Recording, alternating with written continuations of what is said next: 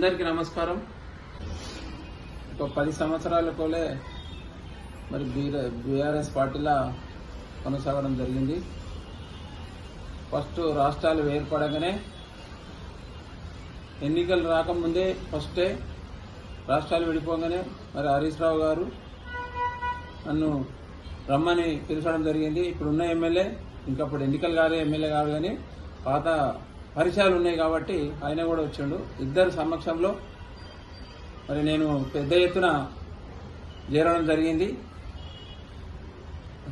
చేరిన తర్వాత నేను ముందే చెప్పడం జరిగింది, మీరు ఎవరినన్నా చేసుకోరు కానీ బాలరెడ్డిని పార్టీలో చేసుకోవద్దు, అట్లయితేనే నేను పార్టీలో జాయిన్ అవుతా అని చెప్పి ఇంత కండిషన్ పెట్టి చెప్పిన తర్వాత ఎట్టి పరిస్థితిలో చేర్చుకోమని చెప్పేసి నాకు మాట ఇచ్చి మళ్ళా ఇట్లా ఎన్నికలు కాగానే ఇట్లా ఓడిపోగానే 2 నెలలకు రాగానే మళ్ళీ ఆయన పార్టీలో తీసుకోవడం జరిగింది.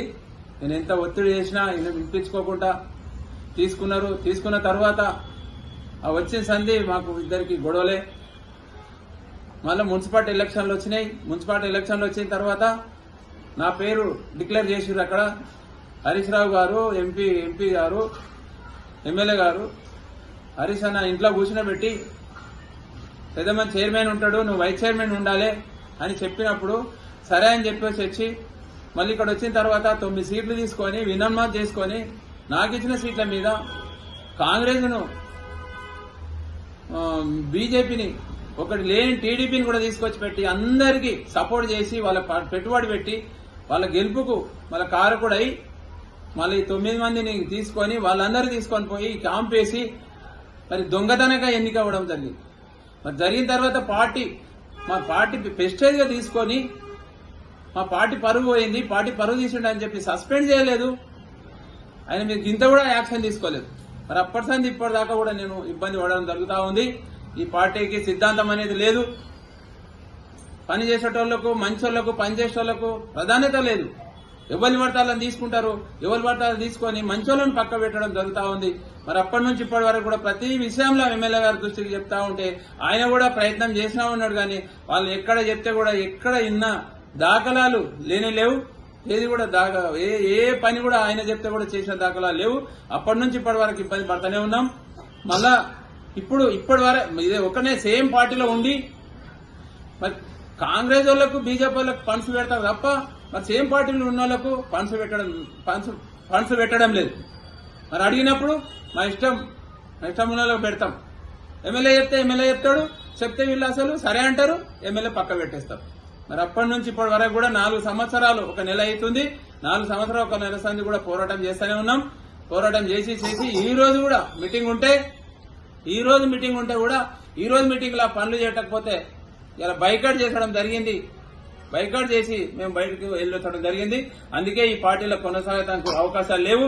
అందుకే ఇన్నుంటే నన్ను నమ్ముకున్న కార్యకర్తలకు నేను సేవ చేయలేకపోతున్నా. నాకు ఓట్లేసిన జనాలకు కూడా నేను సేవ చేయలేకపోతున్నా.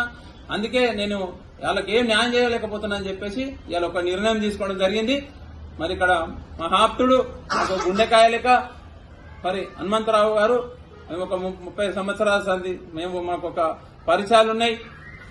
మరి ఆయన చెప్పినప్పుడు నీకు ఇక్కడ బాగా అన్యాయం జరుగుతుంది, నువ్వు నువ్వు కాంగ్రెస్ పార్టీలకు రామని చెప్పినప్పుడు సరే అని చెప్పి నేను ఒప్పుకొని ఆయన సమక్షంలో మరి రాజనరసింహ మినిస్టర్ గారి సమక్షంలో మన రాష్ట్ర ఇన్ఛార్జి శ్రీదాసు మున్సీ గారు వాళ్ళ ఆధ్వర్యంలో మరి శ్రీనివాస్ గౌడ్ మన హనుమంతరావు గారి ఆధ్వర్యంలో రేపు మేము చేరడం జరుగుతా ఉంది.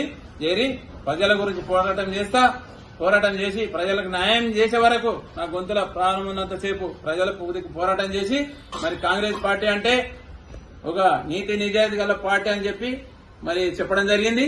అందులో ఒక పనిచేసేలకు ఒక స్వేచ్ఛని ఇస్తారు.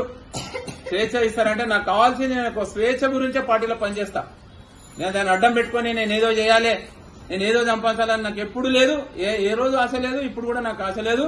నాకు ఒక పని కావాలి, నన్ను నమ్ముకున్న వాళ్ళకి ఒక పని కావాలి. పని అయితే అప్పుడు నేను సంతోషంగా నా మనసు సంతోషం ఉంటది, అప్పుడు నాకే సంతోషం ఉంటది. కాబట్టి నేను ఈ రోజు రేపు నేను ఖచ్చితంగా పార్టీలో చేరడం జరుగుతా ఉంది. ఇన్ని రోజులు ఆ టీఆర్ఎస్ లా నా ఎంబడుండి నాకు సహకరించిన వాళ్ళకు కూడా నేను ధన్యవాదాలు తెలియజేస్తున్నా. రేపు నా ఎంబడొచ్చేటోళ్ళకు కూడా అందరికి కూడా నేను స్వాగతం పలుకుతా ఉన్నా.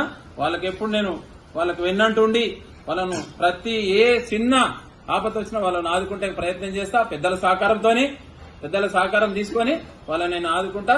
ఇప్పుడన్నా పార్టీలకు పోయి నేను న్యాయం చేస్తా అని చెప్పి, నేను న్యాయం చేయాలని చెప్పి నా ఆశ, ఆ ఆశ నా నెరవేరుతుందని చెప్పి నేను ఆ దేవుని కోరుకుంటా ఉన్నా.